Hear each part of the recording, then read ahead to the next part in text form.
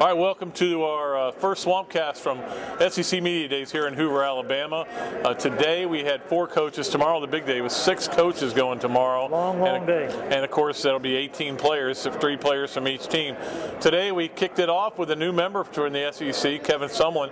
I was impressed with Kevin. He's very laid back, but seemed like a pretty good guy. Yeah, and he seems to know his way around the SEC from talking to people, and they're extremely excited about that opening game with Florida. Yeah, well, obviously it's their second game, but it's our first SEC game, and you got to think that place is going to be rocking. You can just get that feel, and that's going to be rocking when Florida goes in there. You know, he's done a great job, did a great job at Houston, but I think there's still a lot of people want to see what he does at a BCS level. Yeah, and with a quarterback that's unproven right now, he's got a great offense, but and a great running back, great receiver, but no quarterback that he really feels comfortable with right now. And I know he's worried about his defensive line too. So absolutely. I talked to some of their players and about a variety of things, and it was more of a and this goes to Missouri was of course the other team that came in today from that's new to the conference, but the players all have this kind of excitement, like they can't wait to see what the SEC is all about. Yeah, they've seen it and heard about it. Now they're in it. I mean, they're really in it. And like you talked to Gary Pinkel, I asked him a question. He kind of bristled at your question about. He didn't like that question. Like they came from a bad league or something. The question I asked him was, I said, "Are you guys kind of tired? Do you have a chip on your shoulder because people are acting like you've been playing JV teams?" Yeah. And he said, "No, I don't get that question." Blah blah blah. But then he goes, "I was in Florida on vacation, and everybody was acting like we play high school teams." Well, that's what I asked. He got the question, but didn't know it. But I'm talking to one of their players, there, Elvis Fisher. He's from Florida, right? Who's from Florida, one of their tackles who grew up a Gator fan, but Florida didn't offer to him. And he's like, "Look, I go up against great defensive ends in this league. I've gone up against Arapco and all these other players." He goes, on his own team. Yeah. Yeah, and even the kid Alden Smith. Yeah. But the difference is they got 4 of them in the SEC, and we can't double team anybody. But it'll be interesting to see how they blend in. Certainly Missouri and Texas A&M. And then of course today we had the ball coach, and Robbie, just what I expected. The swagger's back, man. Yeah. And he led with okay. Good to see you again. But he's feeling good. Yeah, but what about that opening line? He goes, "Yeah, that's my 20th one." He goes, "Of course, some of you been here 30, 40 years. They don't fire media boys." I think he looked right at you too. Well, they do fire media boys left and right. All over the place now. I don't know what that was all about, but he was funny though. He was funny, and I tell you what, I may change my pick. I haven't made my vote yet. I may change to South Carolina after listening to him. He loves his quarterback. He loves his defense. Marcus Lattimore is 100% again. He likes his. He said it's his best team. And he has a quarterback he's comfortable with for the first time since maybe Werfel. Yeah. Who knows? I mean, or Rex Grossman. He's comfortable with him because he knows he's not going to make huge mistakes. And I think that, that's the biggest thing. I mean, he's kind of jettisoned the baggage. Yeah.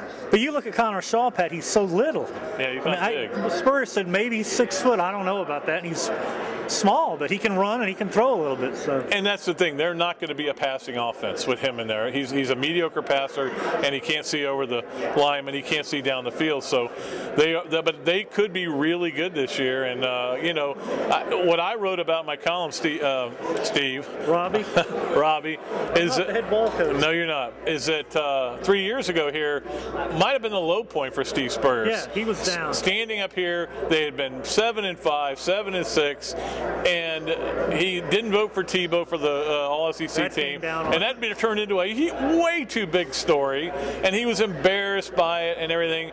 And then the next year, they really weren't very good, and I think that's part of why he was down. They weren't very good the next year, and then the last 2 years, they win the East, and then they win 11 games. You could even hear in his voice, say, Pat, he was saying how it took us a lot longer than we thought, because it was hard. You have to change the whole culture up there.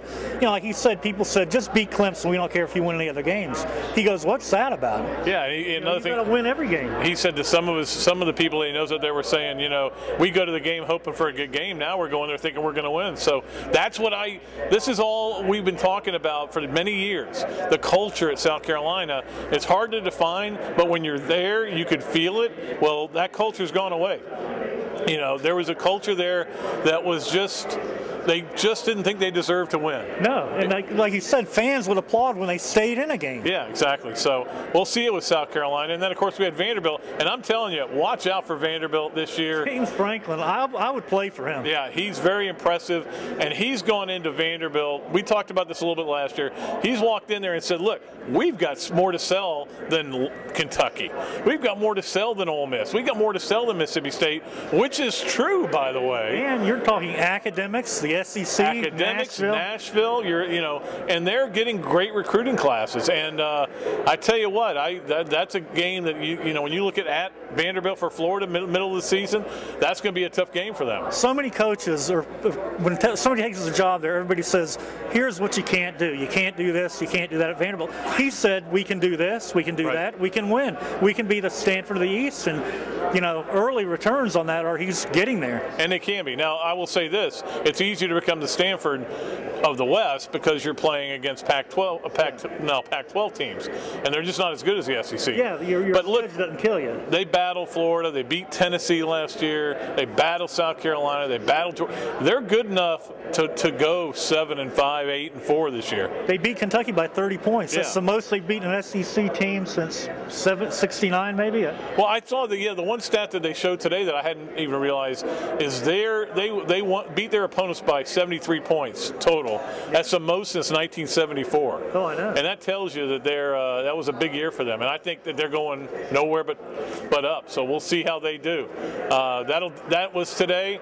Today was kind of a decent day. But tomorrow's going to be an all-day sucker, man. Tomorrow is so long they're giving us a lunch break. Yeah, that's right. Which they usually just grind through it now. 6 teams, and it'll be interesting. The Mighty Gators will be going first. So Robbie will have that. I'll be doing something on the dysfunctional Arkansas situation, and which it really is, and some other stuff. So we look forward to it. Hopefully, keep coming on Gatorsports.com, reading all of our stuff, reading our blogs, reading our tweets, seeing our Swampcasts, and we appreciate you all for logging on and doing that. Photo galleries. Photo galleries. Doug Fingers here. That's all you need to know, right there, baby. All right, we'll be back tomorrow. Until then, Robbie, Andrew, Pat Dooley, and Doug Finger saying so long from Hoover, Alabama.